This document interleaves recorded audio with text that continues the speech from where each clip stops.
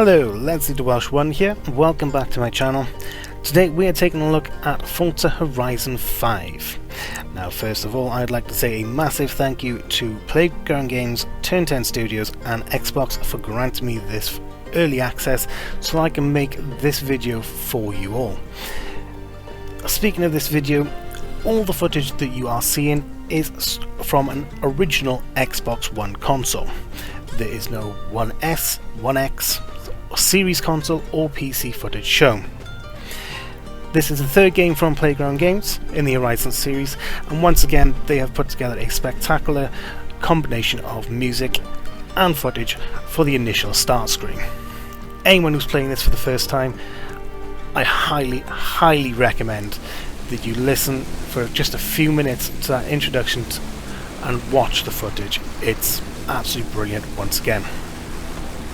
Now, of course, any of you familiar with Forza Horizon will know that it is an open world racer, and once again Playground Games has made improvements and updates to the game as a whole to improve experiences with the player.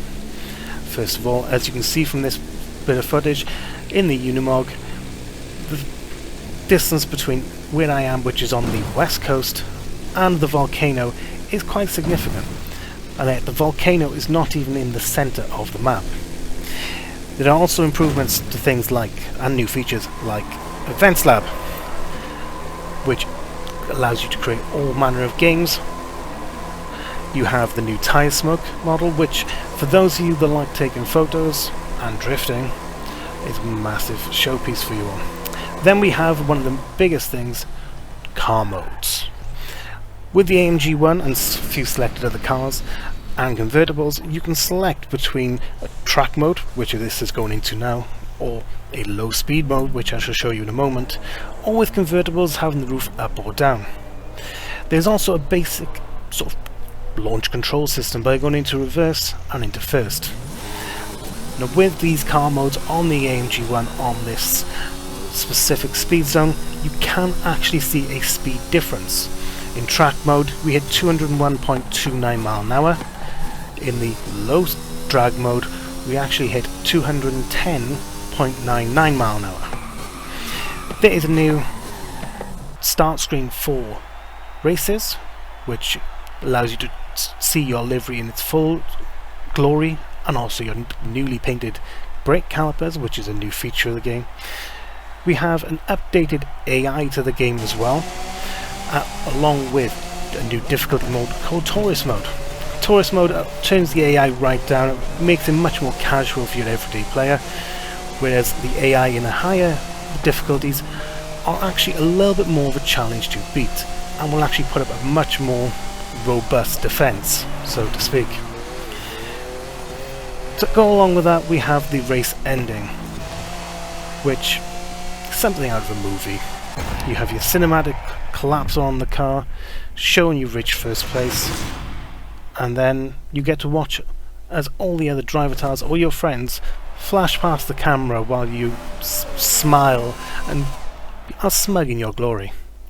We have the map, which is 1.5 times bigger than Forza Horizon 4, which is no small means considering the size of that.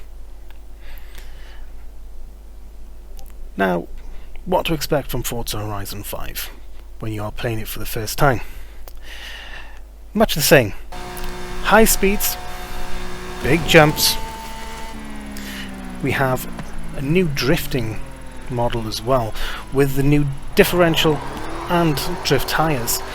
The rear-wheel drive drifting has become much more prominent and, in my honest opinion, much better. We have spectacular views as well, which allows you to make the most of the photo mode and taking in and making your favourite screenshots for people. And of course, you get to sit behind the wheel of some of the most exclusive and rarest cars in the world you can only ever dream of driving. So, overall, what do I think of it? Once again, Playground Games and Turn 10 have made improvements, steps forward.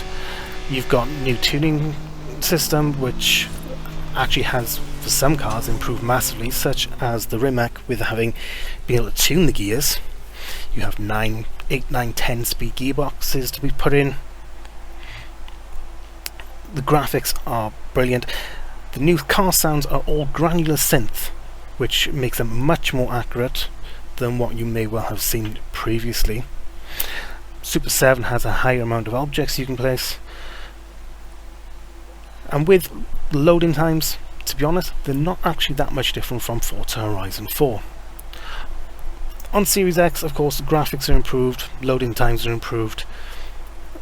It's still just as smooth a game to play, which I think you'll all massively enjoy. And of course, where else could I finish this video but with a Gremlin that's all maxed out, all show and no go. Let me know what you think of the video below in the comments and what your thoughts are on the Xbox One footage. Please do like and subscribe. I will be putting more videos out in the future with Forza Horizon and other games. And don't forget to follow my Twitch for when I'm streaming. Thanks very much. Please let me know what you think in the comments below.